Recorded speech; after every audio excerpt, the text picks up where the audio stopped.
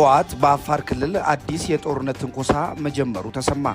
የጥፋት ኃይሉ ህወሓት በሰላማዊና ሁልጊዜም ለሀገር ሉዓላዊነት ዘብ በቆመው የአፋር ህዝብ ላይ በድጋሚ የጦርነት ትንኮሳ መጀመሩ ተገልጿል።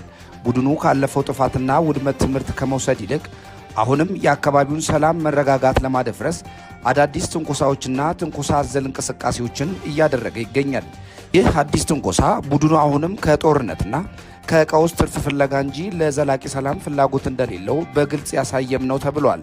ነገር ግን በአካባቢው ያሉ የጸጥታ ኃይሎችና የአፋር ልዩ ኃይል የጥቃት ሙከራዎችን በመከላከልና አካባቢውን ለማረጋጋት በከፍተኛ ጥረት ላይ እንደሚገኙም ተነግሯል።